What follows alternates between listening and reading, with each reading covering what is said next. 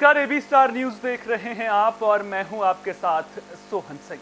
वक्त उछला अपना यूपी का, जिसमें सबसे पहले बात करेंगे 2024 में होने वाले लोकसभा चुनाव की। दरअसल 2024 में होने वाले लोकसभा चुनाव को लेकर सियासी पार्टियों ने अपनी कसरत शुरू कर दी है। बलिया में निजी कार्यक्रम में पहुंचे समाजवादी पार्टी के राष्ट्रीय महासचिव शिवपाल यादव बीजेपी पर खूब बरसे। शिवपाल ने अब्दुल्ला आजम के 2 जन्म प्रमाण पत्र के मामले में आजम खां समेत पत्नी और बेटे को जेल जाने पर कहा कि वहां निर्णय तो हुआ है लेकिन इंसाफ नहीं मिला है, इंसाफ कभी ना कभी मिलेगा। तो वहीं उन्होंने कहा कि समाजवादी पार्टी आजम खां के साथ खड़ी है, उनसे मिलने जेल भी जाएंगे। ये समय बीजेपी का चल रहा है। बीजेपी विपक्ष को झूठे केसों में फंसाकर खत्म कर देना चाहती है। पिछड़ों एवं विशेष रूप से विपक्ष के साथ ही पूरे प्रदेश में उत्पीड़न चल रहा है। तो तमाम बातों को लेकर के शिवपाल यादव बीजेपी पर जमकर बरसे हैं। खासतौर पर जिस तरह से शिवपाल यादव ने बीजेपी पर तमाम ये आरोप लगाए हैं, कटघरे में खड़ा करते हुए नजर आए हैं, उसके बाद कहीं ना कहीं इसे 2024 की तैयारियों की तर्ज पर देखा जा रहा है।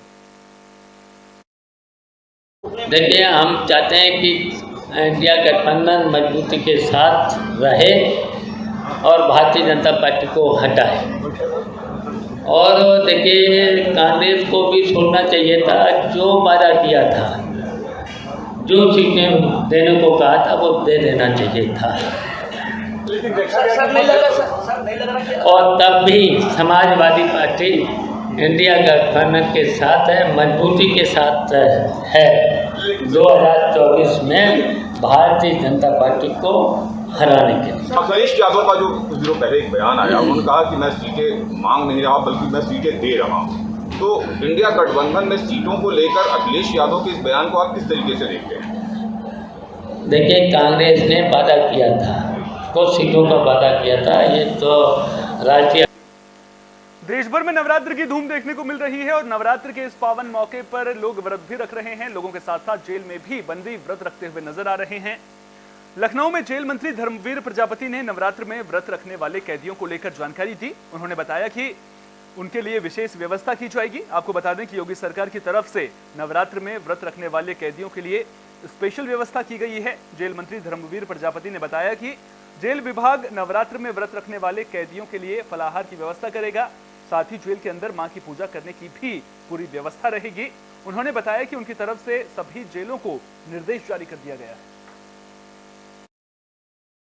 नवरात्रि के अवसर पर आदिशक्ति की पूजा हमारे पूरे भारतवर्ष में होती है। ये सब बातों को ध्यान में रखते हुए पिछली बार भी हमारे तमाम कैदियों ने नवरात्रों के व्रत रखे थे। इस बार भी हमने मौखिक और लिखित में सभी जेल में निर्देश दिया है कि जो भी बंदी नवरात्रों में व्रत रह रहे हों, आदिशक्ति की पूजा करते हों, उनको फलाहार की व्यवस्था। तो नवरात्र की धूम सर चढ़कर बोल रही है। इस मौके पर जगह जगह पर कार्यक्रमों का आयोजन भी किया जा रहा है। प्रयागराज के हंडिया क्षेत्र के गोठवा बाजार में विशाल सांस्कृतिक कार्यक्रम का आयोजन किया गया। इस दौरान काशी अल्पसंख्यक मोर्चा के मंत्री सैफुल अब्बास गोठवा बाजार में लगाए गए माता रानी के दरबार में माथा टेकने पहुंचे। इस दौरान भोजपुरी सुपरस्टारों ने कार्यक्रम में धमाल मचा दिया। भोजपुरी सुपरस्टार नरेंद्र माही और भोजपुरी की स्टार परी पांडे, मनोरमा मनु, अंजलि गौरव समेत बाकी कलाकारों ने अपने गीतों से भक्तों को झूमने पर मजबूर कर दिया। तो वहीं अल्पसंख्यक मोर्चा के मंत्री सैफुल अब्बास ने पंडाल में पहुंचकर कहा कि मजहब आपस में बैर रखना नहीं सिखाता। तो वहीं उन्होंने माटी के लाल और आयोजक समिति को धन्यवाद दिया। शारदीय नवरात्र को लेकर इन दिनों देश के हर पंडाल में एक हुजूम लगा है। लोग वहां माता रानी के दर्शन के लिए जा रहे हैं और लोगों में एक अलग ही जिज्ञासा है। कोई गीत गा रहा है तो कोई नाच रहा है तो कोई माँ की श्रद्धा में लीन है। वही बात की जाए तो जो शारदीय नवरात्रि को लेके जगह जगह पंडाल सजे हुए हैं, जगह जगह झांकियाँ निकल रही हैं, उनमें कई लोग माता रानी के दर्शन करने पहुंच रहे हैं, चाहे वो सुपरस्टार हों या फिर नेता। इसी कड़ी में हम आज बात कर रहे हैं जिस शख्सियत की, वो किसी परिचय के मोहताज नहीं है। जी हाँ, मैं बात कर रहा हूँ काशी क्षेत्र के क्षेत्रीय मंत्री अल्पसंख्यक मोर्चा सैफुल अब्बास जी का, जो कि जात धर्म को छोड़कर हर जो कार्य होते हैं, सामाजिक कार्य होते हैं, उसमें बढ़ चढ़ कर हिस्सा लेते हैं। कल इन्होंने इसी का एक प्रति किसी का एक परिचय दिया है गोठवा बाजार स्थित माँ दुर्गा पूजा पंडाल में, जहां पर एक भोजपुरी के सुपरस्टार नरेंद्र माहिर द्वारा एक कार्यक्रम का आयोजन किया गया और सैफुल अब्बास जी वहां बतौर मुख्य अतिथि पहुंचे थे। बतौर मुख्य अतिथि पहुंचने पे जो जनता थी, लगभग 10,000 के करीब जनता थी। जनता में एक अलग सा चर्चा बना कि जहां लोग आज जाति धर्म और मजहब की बात करते हैं, वहीं जाति धर्म और मजहब को दरकिनार कर सैफुल अब्बास जी ने मानवता का एक मिसाल कायम किया है। जी हाँ, आज हम आपको रूबरू करवाएंगे काशी क्षेत्र के क्षेत्रीय मंत्री सैफुल अब्बास जी से। बहुत बहुत स्वागत है सैफ जी आपका। कल आप गोठवा बाजार में माँ दुर्गा पूजा पंडाल में बतौर मुख्य अतिथि पहुंचे थे, कैसा लग रहा था आपको? बड़ा मनमोहक दृश्य था और माता रानी का दर्शन हुआ और वहाँ पर भव्य सांस्कृतिक कार्यक्रम चल रहा था, जिसको देख करके काफ़ी ज़्यादा लोग मनमुग्ध थे और बड़ा ही सुहाना माहौल दिख रहा था, जो कि माँ की कृपा बरस रही थी वहाँ पर। और काफ़ी देर रह करके वहाँ पर और रहने का अवसर प्राप्त हुआ मुझे। तो जो लोग हैं आज के समय में हिंदू मुस्लिम की बातें करते हैं, राजनीतिक पार्टी के लोग हैं, वो अपनी राजनीति लाल करने के लिए कहीं न कहीं ये भ्रांतियां फैलाते हैं, उनको आप क्या संदेश देना चाहेंगे? देखिए, उनसे हम सभी लोगों का कोई लेना लादना नहीं है। अगर वो भ्रांतियां फैलाते हैं या समाज में तोड़ फोड़ करने का कार्य करते हैं तो वो द्रोही किस्म के लोग हैं, उनसे हम सभी का कोई लेना लादना नहीं है। देखिए, समाज, अच्छा सामाजिक व्यक्ति वो है जो कि हर समाज को जोड़ करके चले और हर धर्म का सम्मान करते हुए, हर पंथ का सम्मान करते हुए, हर एक व्यक्ति को सम्मान देते लेते अपना जीवन यापन करे, तो वो ज़्यादा हमारे राष्ट्र के लिए महत्वपूर्ण है वो व्यक्ति और हमारे समाज के लिए भी महत्वपूर्ण है वो व्यक्ति। जो तोड़ने की बात करते हैं उनसे ना राष्ट्र का कोई लेना लादना है। यूपी में मिशन शक्ति को लेकर जागरूकता कार्यक्रमों का आयोजन किया जा रहा है। महिलाओं को सशक्त बनाने के लिए सरकार की ये पहल देखने को मिल रही है। इसी कड़ी में बिनौली पुलिस और एंटी रोमियो टीम ने मिशन शक्ति अभियान के तहत इंटर कॉलेज में कार्यक्रम का आयोजन किया। इस दौरान कॉलेज में छात्राओं को उनके अधिकारों के बारे में जानकारी दी गई, साथ ही छात्राओं को सम्मानित भी किया गया। जिसके बाद कॉलेज की छात्राओं ने महिला सशक्तिकरण को लेकर विशाल रैली निकाली और महिलाओं को जागरूक भी किया।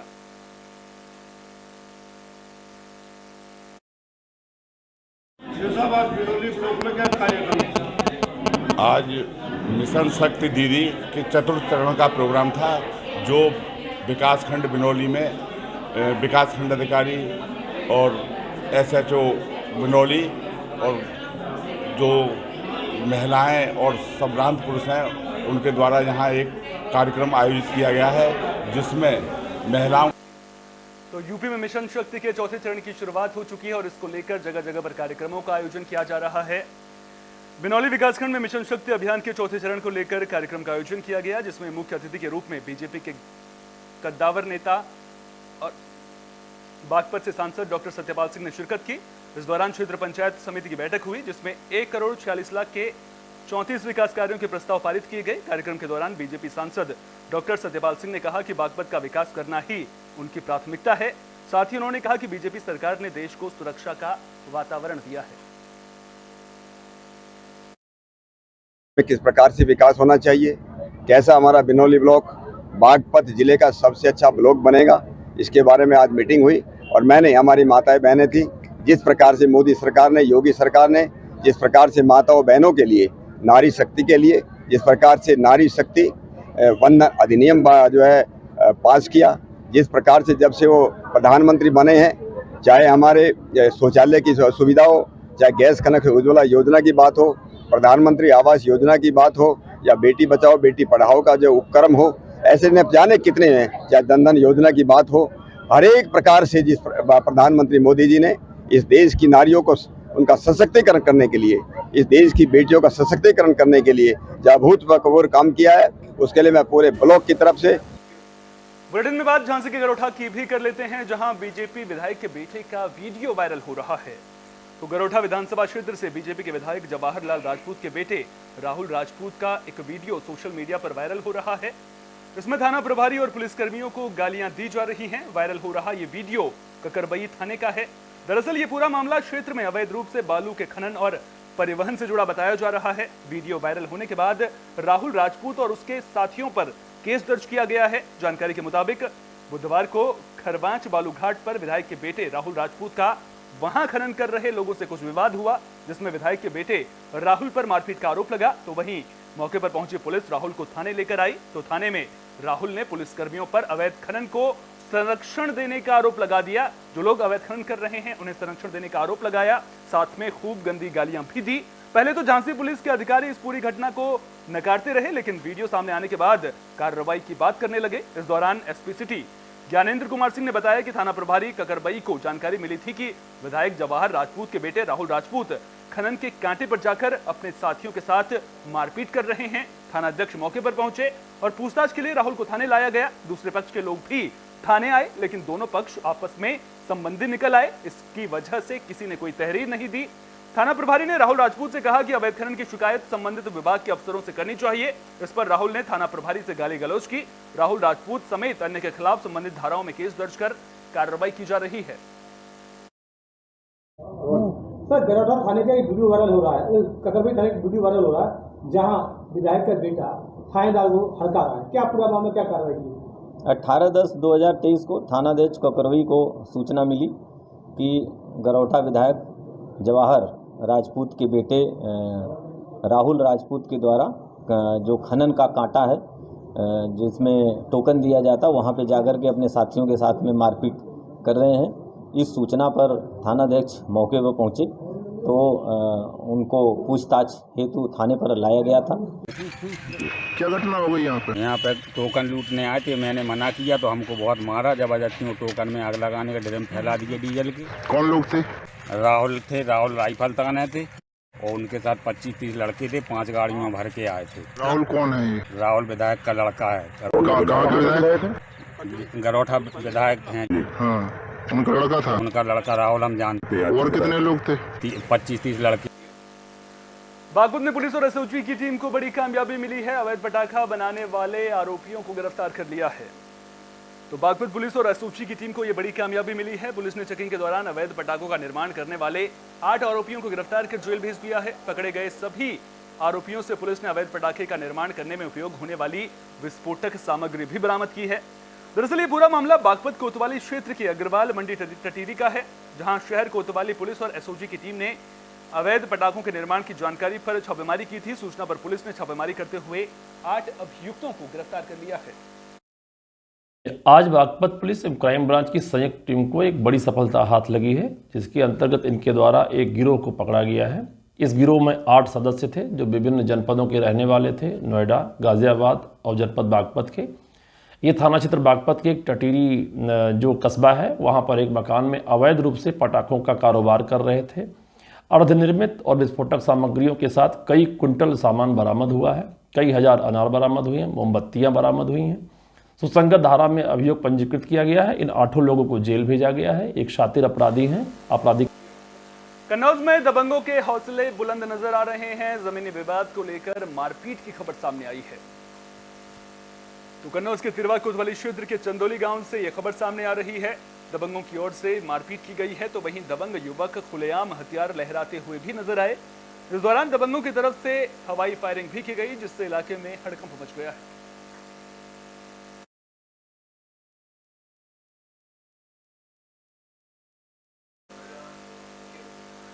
चलिए अब आपको इटावा का एक वीडियो भी दिखा देते हैं, और अब जब आप इस वीडियो को देखेंगे तो इस वीडियो में दिख रहे दिव्यांग को आप भी सलाम करेंगे।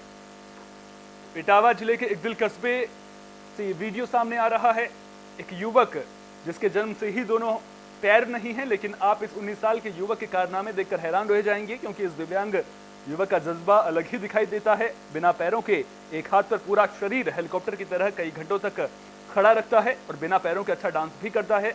बचपन से ही काफी संघर्ष और संकट के साथ जीवन शुरू किया। परिवार के लोग कंधे पर बैठाकर स्कूल ले जाया करते थे, और गाना भी ऐसा गाता है कि लोग गाने के मुरीद हो जाते हैं, जिसके फेमस होते ही गरीब के घर लोग मिलने के लिए पहुंच रहे हैं। तो ये जो वीडियो है वो कहीं ना कहीं जज्बे को सलाम करता है। दरअसल आप लोगों को देखते होंगे कि जो कमजोरी का रोना रोते हैं या फिर दूसरी वजहें बताते हैं, लेकिन जब आप इस वीडियो को देखेंगे तो देखेंगे किस तरह से एक दिव्यांग जिसके ना हाथ हैं ना पैर हैं, माफ कीजिएगा हाथ हैं लेकिन पैर नहीं है, लेकिन उसके बावजूद आप इस दिव्यांग के जज्बे को सलाम करेंगे। ये देखिए किस तरह से ट्राईसाइकिल के सहारे ये जिंदगी गुजारने को मजबूर है, लेकिन जब बात डांस की आती है या फिर सिंगिंग की आती है तो वहां पर इस दिव्यांग का टैलेंट निखर कर सबके सामने बाहर आता है।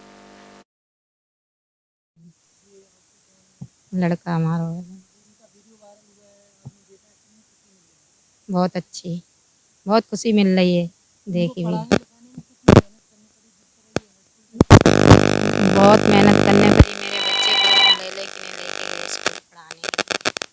बच्चे छोड़ आते थे, बच्चे ले आते थे गोदी। बिल्कुल बिल्कुल, हाँ गाना आना जे अपने मनई में जे गात रात करते गुनगुनात रहते। अब फिर इन्हें सीखवो शुरू करी, थोड़ी बहुत जगह गए 2-4 लोगों के बाद फिर इन्हें बंद कर दी बीच में।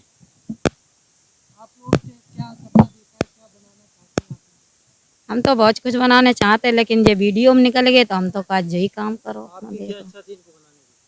बनाने की इच्छा आती है कि विकलांगन को सरकारी जॉब मिलती है और जे कुछ मिल जाएगी तो इसकी ज़िंदगी पार हो जाएगी। अब वो यही काम करने लगे तो अच्छी बात, जामे शब्द मिल जाए इसमें।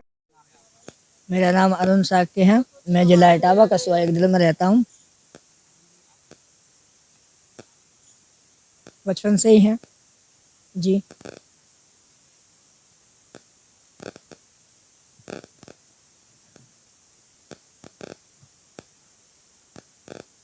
टैलेंट तो हम सॉन्ग भी गा लेते हैं और बहुत सी ऐसी कलाएं हैं जो हम कर लेते हैं। हमारी फेसबुक पे डली हुई हैं ये कलाएं। हमारे अंशु भाई एक जिला इटावा के हैं, उन्होंने वीडियो डाली थी फेसबुक पे हमारी बना के, जिसमें मैंने डांस भी किया था और सॉन्ग भी गाया था। दिल रो रहा है मेरा, उदित नारायण जी का सॉन्ग है। और हेलीकॉप्टर भी बने थे, एक हाथ से भजन टांगना, वो हमारी वीडियो। बुलेटिन में बात इटावा लायन सफारी पार्क की, जहां लगातार वन्य जीवों की मौत के मामले सामने आ रहे हैं और लगातार हो रही वन्य जीवों की मौत माफ कीजिएगा पार्क प्रशासन पर कई सवाल खड़े कर रही है। 3 महीने में करीब 11 वन्य जीवों की मौत हो चुकी है। दरअसल शहर के ग्वालियर बाईपास स्थित सफारी पार्क में वन्य जीवों की मौत का सिलसिला थमने का नाम नहीं ले रहा है। हाल ही में एक मादा शावक ने भी दम तोड़ दिया, उसे बिजनौर से रेस्क्यू कर लाया गया था। शावक काफी दिनों से बीमार चल रहा था। शावक करीब 5 महीने का बताया जा रहा है। तो वहीं इटावा लायन सफारी पार्क में एक दुर्लभ ब्लैक बक यानी कि काले हिरण का शिकार एक अजगर ने कर लिया। इसके बाद उसके शव का पोस्टमार्टम कराया गया। सफारी पार्क में लगातार हो रही मौतों ने सफारी प्रशासन पर कई तरह के सवाल जरूर खड़े कर दिए हैं। ये शावक जो है बिजनौर वन प्रभाग से रेस्क्यू करके लाया गया था और ये 14 तारीख को करीब 5:25 पर इसकी मृत्यु हो गई। इसको पूर्व में डायरिया हुआ था और ये ठीक हो गया था। इसको पुनः डायरिया हुआ और पुनः इसका उपचार किया जा रहा था। ये ठीक होने के उपरांत 2 दिन पहले इसने अपना भोजन ग्रहण करना बंद कर दिया। डॉक्टरों की टीम द्वारा इसका उपचार किया जा रहा था, लेकिन 14 तारीख को करीब 5:25 पर इसकी मृत्यु हो गई। इसकी उम्र लगभग क्या थी? ये बिजनौर सामाजिक वन प्रभाग से लाया गया था और इसको हैंड रेयरिंग की जा रही थी और इसको बड़े डायरिया हुआ। डायरिया के बाद ये ठीक हुआ, फिर अपना सामान्य अवस्था में आया। पुनः इसको डायरिया हुआ और डॉक्टरों द्वारा इसका उपचार किया जा रहा था। 2 दिन पहले ये जो है भोजन करना बंद कर दिया और डॉक्टरों को उपचार के दौरान ही इसकी मृत्यु हो गई। या मदद। यूपी की खबरों में फिलहाल के लिए इतना ही। अपना बहुत बहुत ख्याल रखिए। देश और दुनिया की तमाम अहम खबरों के लिए देखते रहिए AB स्टार न्यूज़।